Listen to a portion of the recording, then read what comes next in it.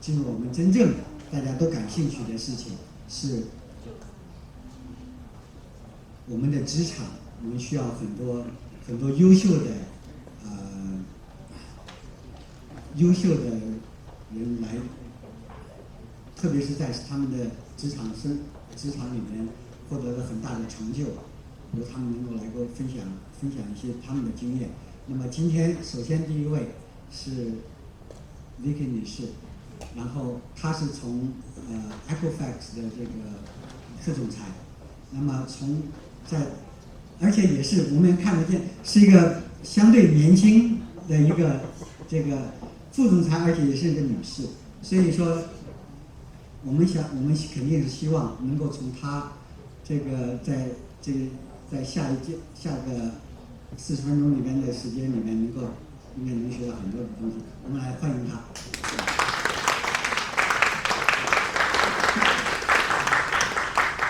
谢谢大家。我姓张，工长张，我叫张伟琪，但是不是很多人知道我的中文姓名因为我一直是 go by my English name. My name is Vicky Chen. 我一直第一个我很感谢这个亚特兰大 IT 华人协会邀请我来给大家分享这个职场的成功秘诀。还有呢，这也是我第一次加入这个协会，我觉得看到大家都非常的专业，非常的热情，也非常的优秀，很高兴有这个机会跟你们每一个人见面。我一直在问 Cindy 呢，说，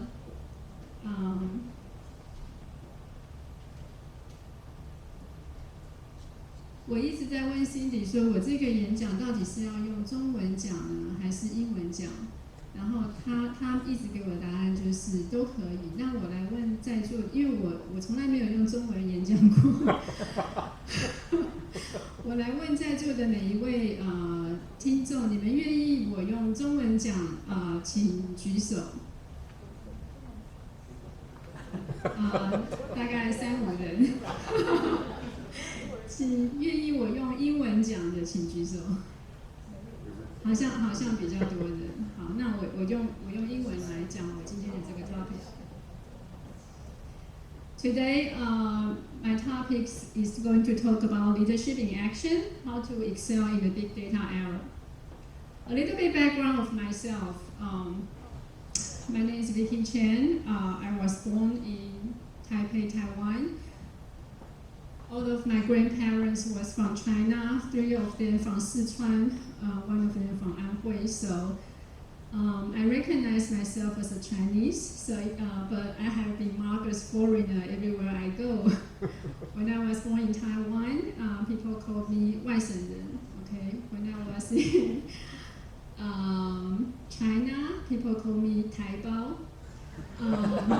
When I was first came to United States, people called me foreigner. Now I have my U.S. citizenship.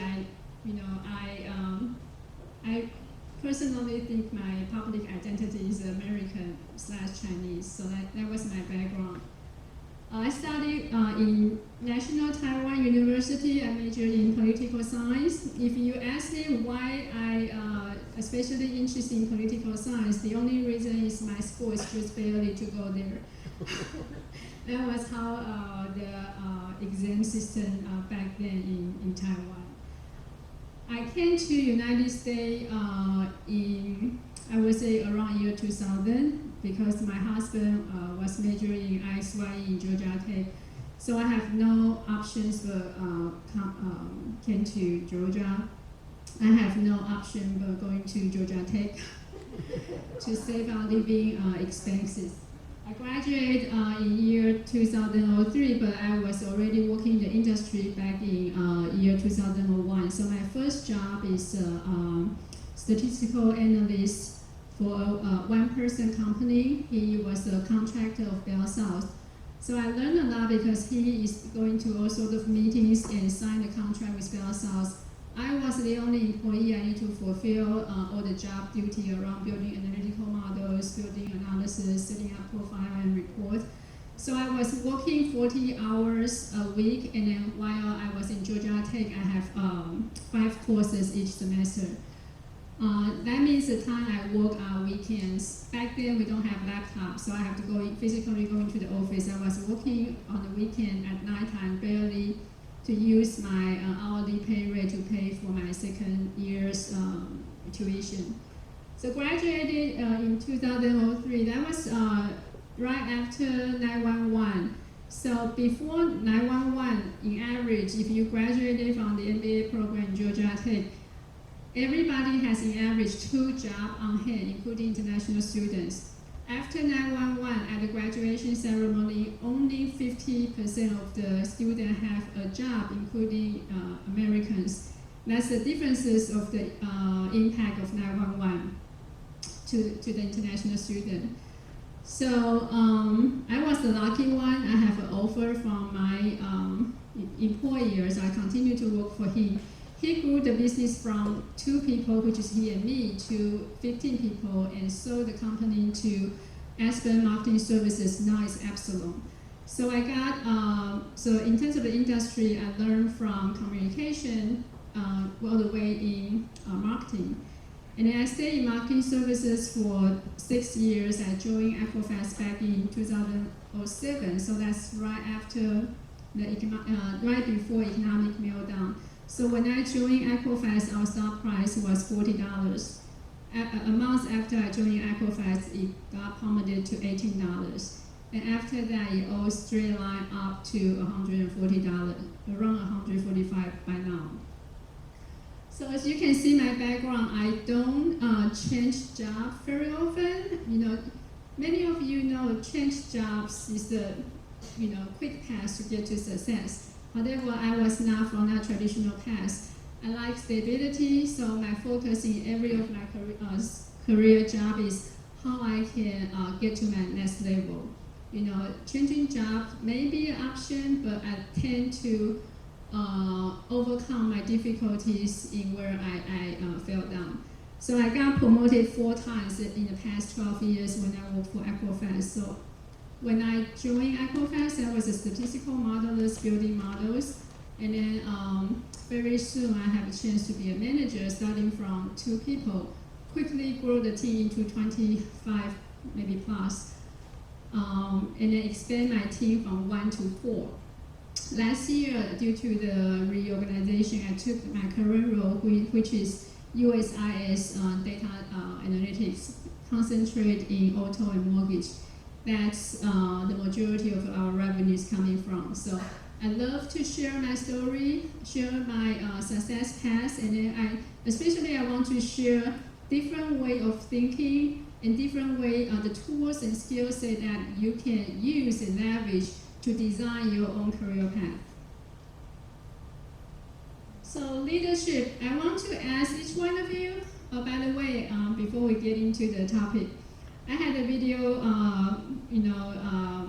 phone call with my parents this morning. My mom keeps saying, Vicky, you tend to be so serious every time you talk, so please make some joke, otherwise people will fall asleep or start to play with their iPhone. So I like to have more interaction with this group. If I ask you what is the leadership, what's your answer? What is leadership? Lead people. Okay, that's a good one. Give the guidance. Give the guidance. Help others develop. To help others develop. Sympathy. Sympathy. Influence. Influence. Okay, so all of that was great. My definition of the leadership, which is laying down here, is the capacity to generate actions. For example, I am a VP in Equifax. I have the capacity to generate actions of my team. That's why many of them are here. However, if I'm not in your company, if I'm just a regular worker on the street, do I have the capacity to generate actions in that domain? The answer may not be yes, right? So as long as you can generate some actions of others, you are a leader. That definition can apply anywhere. So, and then I will ask you what adjective that you will use to describe a leader. There may be 1,000, or there may be even more, right? So what does a leader do? and what characteristic contribute to a person to be a leader.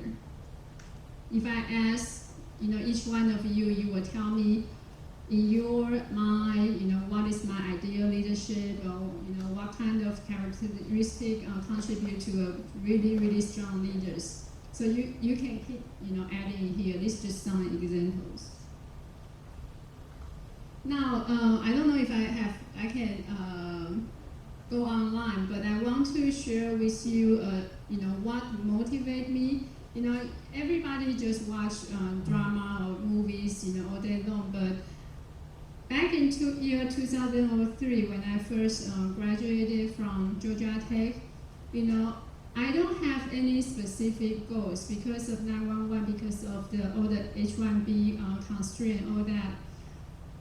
The only thing I really, really want, when I was in mid-20s, I want a green card and I want a family.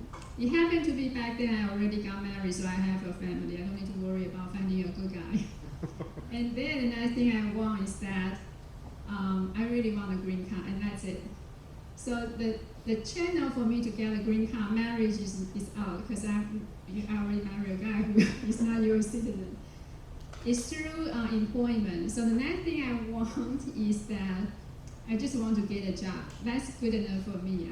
I don't have a motivation of what kind of job, what do I want to be, or even what can I do, because if you know MBA very well, it really teaches you everything, but it really does not specify anything. So all of my classmates, you will see them finding jobs in supply chain, finance, marketing. For me personally, I fall into the world of analytics. But really, you can find all sorts of jobs. And all of a sudden, one day, when I was watching this drama, there was one specific moment that really motivated me and really have that aha moment. Oh, this is the type of the leader that I want. So before I play the short video, I want to give some background of you on what the story is all about. So when you watch that video, it will make sense to you. So this story talk about a guy, so the main character is this guy in the middle. So he was from a very poor family, single parent, he and his mom. The dad has passed away in very young age. Her mom has working in a farm, barely to support him to go to school.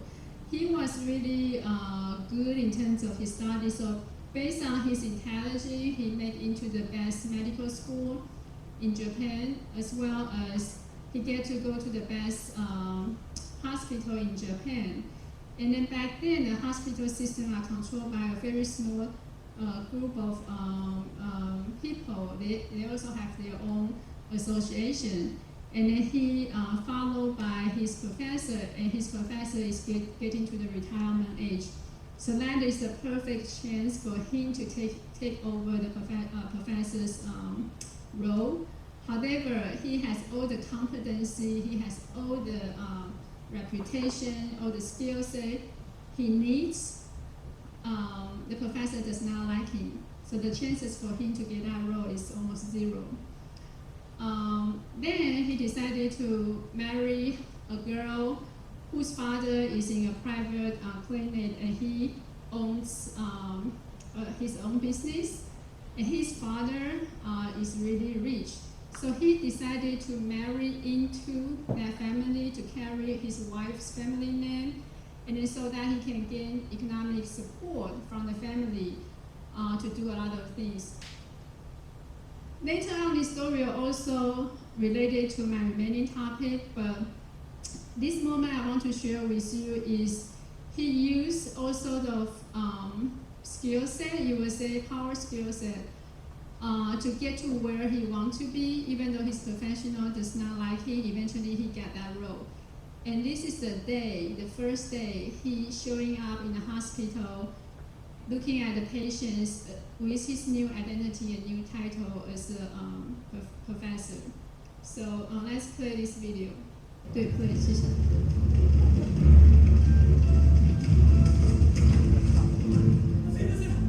This is his pool.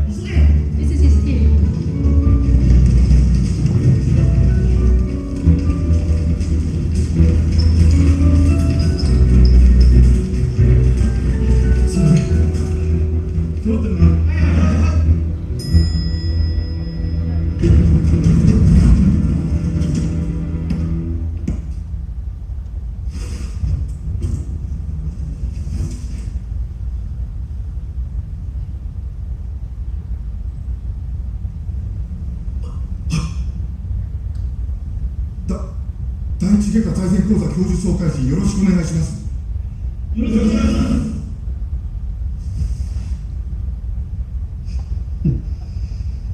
す。よろしく。財前教授の総会審です。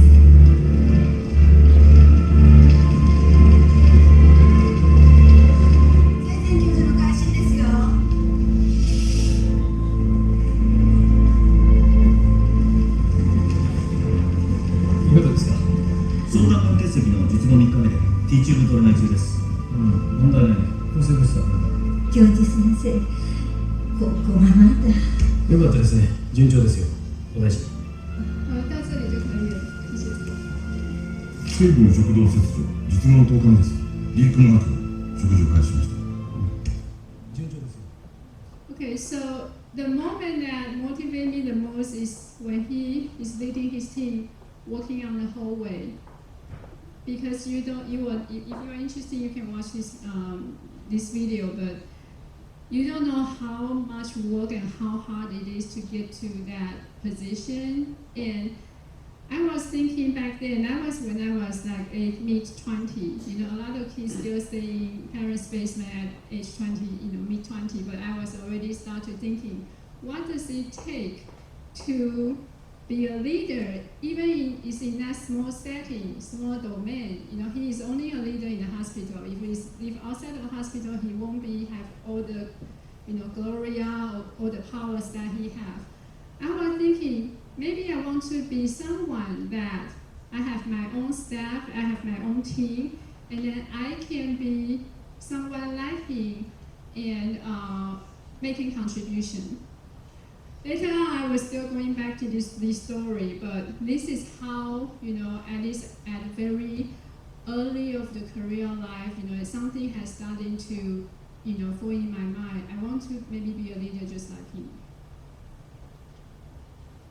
Now, let me ask you one question. Do you think leaders are born in nature or leaders are developed? If you think leadership is come, you know, with, you know, it has been given to you, raise your hand. 1, 2, 3, 4, 5. If you believe leadership can be developed, please raise your hand. Okay, majority of you, yes. So 90%, more than 90% of the leader has been developed. Myself, you know, can be a perfect example.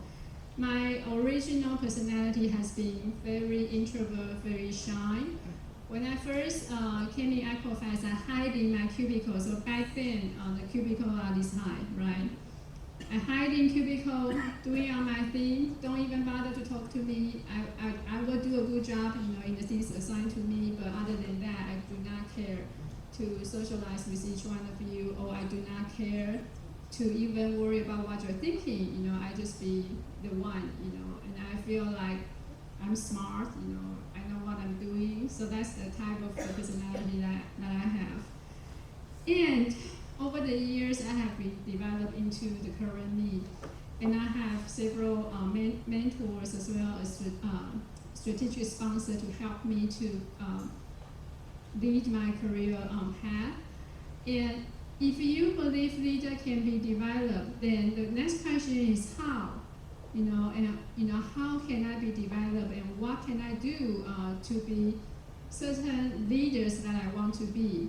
The first thing you need to do is to understand yourself, because your success story, even if you think, oh, so and so are very successful, I want to be a person like him, but his success story may not be replicated easily because you are not him. You may have fundamental differences in your belief, your value system, your skill set, your strengths and weakness. So it can be a role model of yours, but not necessary to copy and paste that has into yourself. How to understand ourselves?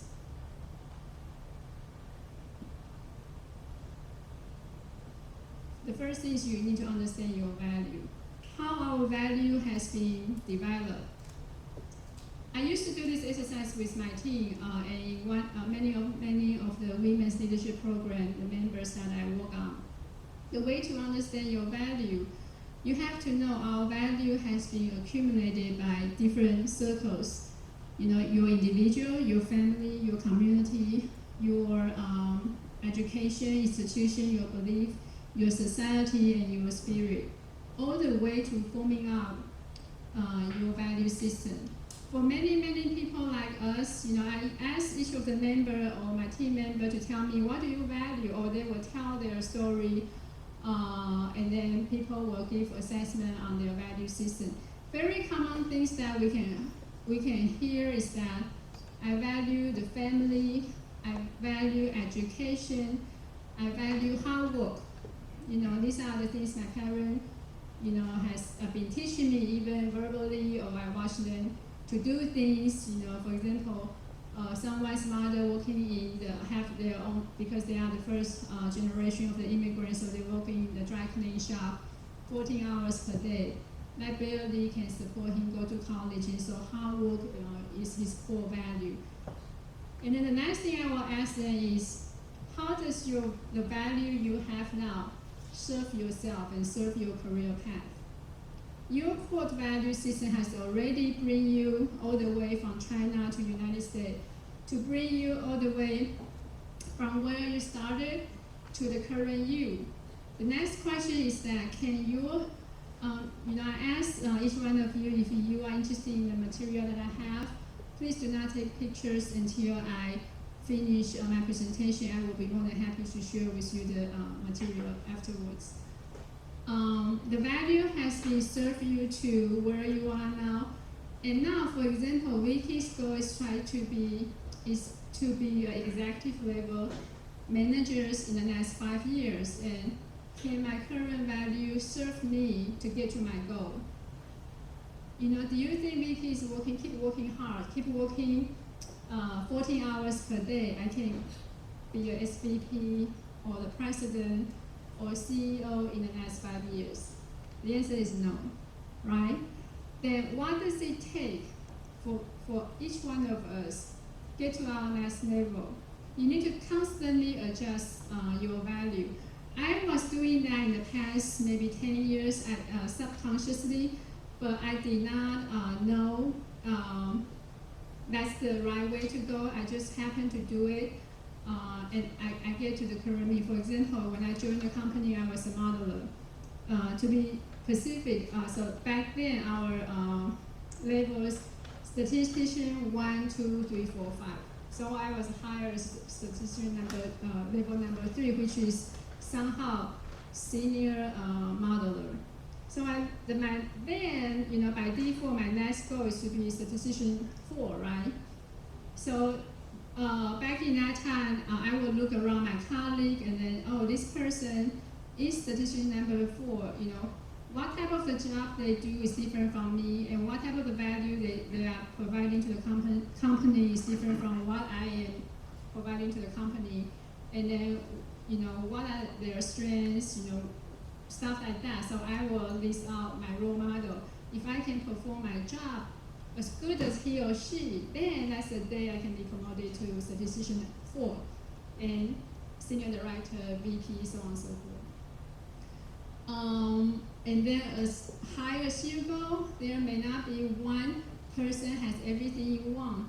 Then I will start to gathering all the good things of the manager. For example, SVP number 1, I like his decision making. You know, SVP number 2, I like his communication, influence, you know, political savvy, skill set, stuff like that. So you will start to plan in all the good things that you want to learn. The next thing is to understand your core value is the first step. The next thing is to ask yourself then, what do you want to be? What kind of leaders you want to be? In terms of the leadership style, there are so many, right? And that's why in your career path you have, in your assessment, good boss, not so good boss, very good boss, and bad boss, also different leadership style, right? Then what kind of leader do you want to be? You need to be very, very specific, you know. And people, if people say I want to find a job that has a lot of money or flexibility, working from home, close to my home, and I want to be, position XYZ. I can tell you the chances of that is really minimum. There is a success matrix. There's something you need to give up in order to get to where you want, and what is it? This question can only answer by yourself. Nobody can tell you. So you have to understand your core value. You have to ask yourself what type of leader you want to be. What does leader has? Leader has power. What is power? What is power? That's right. Power is the ability to generate actions, right? If I say to my team, produce XYZ report and send it to me by Friday, the end of Friday, I guarantee you he will send me before end of the Friday, right? Because I have the power in that specific domain to generate actions. I turn around to this group, send me, or any of the other group outside of my team, send me a report by Friday, end of Friday. If he send it by end of Friday, that means I have influence. I can generate actions. If they don't, I have nothing to do because I cannot even punish or making assessment of that person. And then you will ask, what is power? What type of the power you can have? In here, I introduced 5 different distinguish of the power. Granted power. So these are the type of the people, their power is granted by a title or institution. For example, judges, for example, policemen. The reason they can reinforce the law is because he has been granted this power. He's a policeman, he's a judge. And then the force power is easy to understand. Someone forces you to do things. All these things happen in the animal kingdom. The stronger wins everything, right? Ideological power is people gather into a group because they believe something together. The religions, all the religion groups, all the people that share the same interests and hobby, then they gather together. That's ideological power. Economic power. If you have money, you can generate actions, right? Easy to understand. Manufacturing power is what we call influence. How you can be an inspiring leader, how you can inspire others to generate actions for you. Now, these 5 types of power are not mutually exclusive, right? That's why in this diagram produced a way for you to use this framework to analyze any of the leaders that you want to be or you want to be, right? So actually the success metric can be different too. So for example, that if all of a sudden tomorrow I have been granted a power, Vicky become the president of the United States. I have the title, but that means I can do a good job in that role? The answer is probably no. Why? Because I don't have the core competency to perform that job. And if you always use force powers to ask people to do things for you, that won't work, because once you don't have this power, and everything will start to fall apart. And a lot of people ask me then, what do I do, and which domain should I focus on? You really need to understand yourself and the type of leaders that you want to be, to put together your own diagram as well as your career path.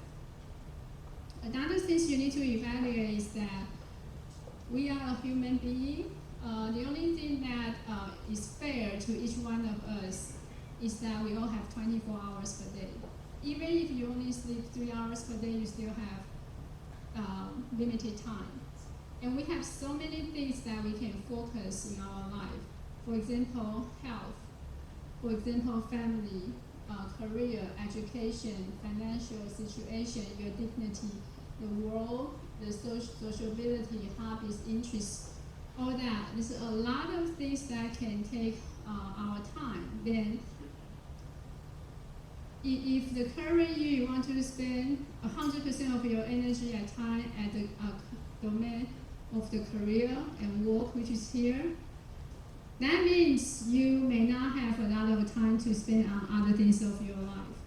And human beings tend to learn from the breakdown. If, for example, the Professor Cai Qian, his breakdown is that he used all sorts of skill set to get to where he wanted to be. He found out he got a cancer stage 4. Soon after that, he died. The breakdown happened in the domain of body.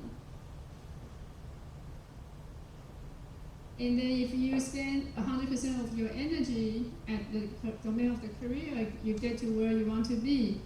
The breakdown may happen in family, right? A lot of people got a divorce. A lot of people's kids does not even talk to them. Breakdown happen in family. Breakdown can happen everywhere. People always learn when the breakdown happens. How you can proactively avoid the breakdown, that's the things you need to consider.